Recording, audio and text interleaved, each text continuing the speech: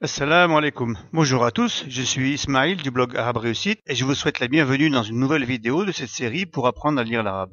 Aujourd'hui, nous allons parler d'une variante de la lettre Ta qui possède quelques particularités. Dans le cours numéro 5, nous avons appris à reconnaître la lettre Ta qui correspond au son T en français et nous avons vu les différentes façons de l'écrire en fonction de sa place dans le mot. En position initiale, comme dans le mot Turab, en position médiane, comme dans le mot Mekteb, et en position finale, comme dans le mot Bait. Dans le cours précédent, le cours numéro 10, nous avons vu qu'elle peut aussi s'écrire de manière isolée lorsqu'elle fait suite à une lettre qui ne peut pas s'attacher, comme dans le mot Katkout. Ici, la lettre Waw fait partie des 6 lettres qui ne s'attachent pas à la lettre suivante, et donc la lettre Ta s'écrit de manière isolée. Il existe une variante à la lettre Ta qu'on peut trouver à la fin des mots et qui s'appelle Ta Marbuta.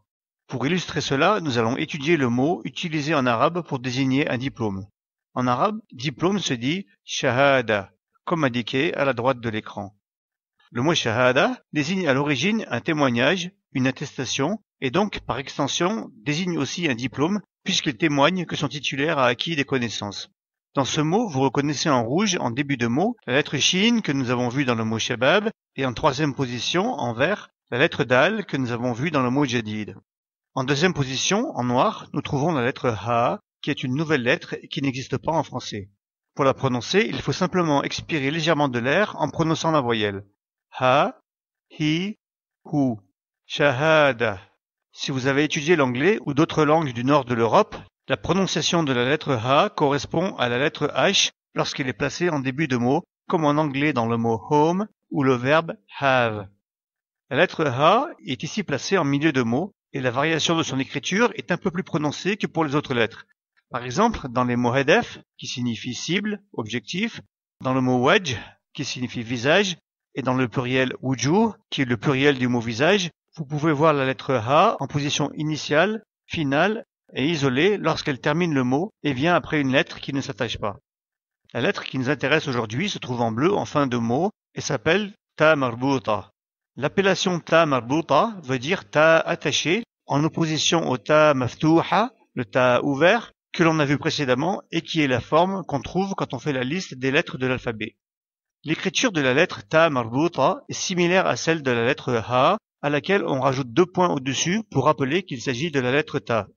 Sa prononciation, elle, varie selon le cas. Si on fait la pause après la lettre Ta marbuta, on la prononce comme la lettre Ha, et comme pour les autres lettres, on ne prononce pas la voyelle qui lui est associée. Ici donc, si on s'arrête à la fin du mot, on le prononce Shahada. Et la lettre Ta marbuta se prononce comme la lettre Ha.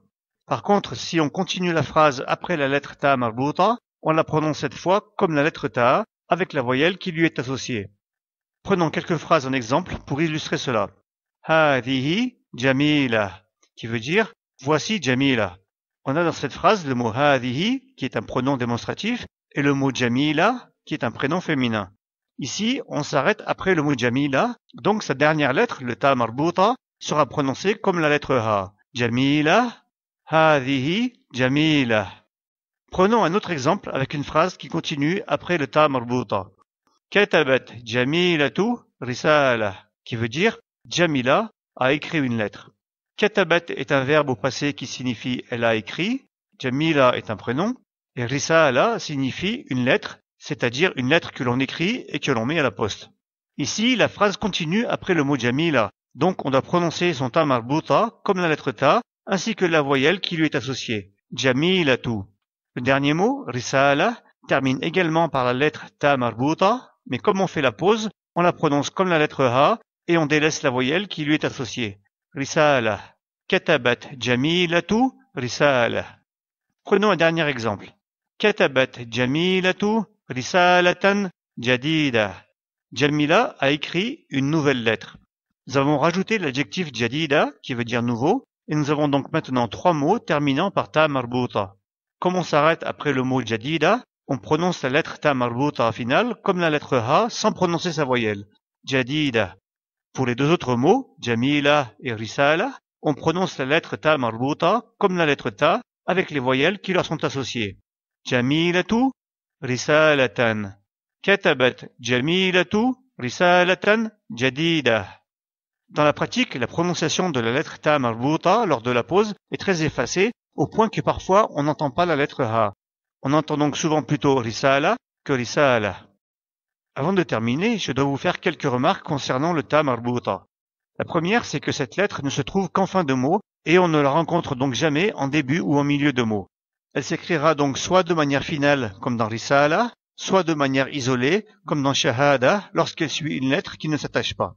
Ensuite, la lettre ta marbuta est toujours précédée du son a, c'est-à-dire soit de la voyelle fatha, soit de la lettre alif qui la prolonge, et elle ne sera donc jamais précédée des sons i et ou. Voilà pour aujourd'hui, j'espère que vous avez aimé cette vidéo. N'hésitez pas à me laisser un commentaire si vous n'avez pas compris un point en particulier dans cette leçon ou dans un autre domaine en relation avec la langue arabe. Pour suivre les prochains épisodes de cette série, abonnez-vous à ma chaîne. Vous pouvez retrouver tous mes articles ainsi que d'autres formations sur le blog Arabe Réussite et être tenu informé de toutes les nouveautés en vous abonnant au compte Facebook et Twitter dont les liens sont indiqués dans la description sous la vidéo. Wassalamu alaikum.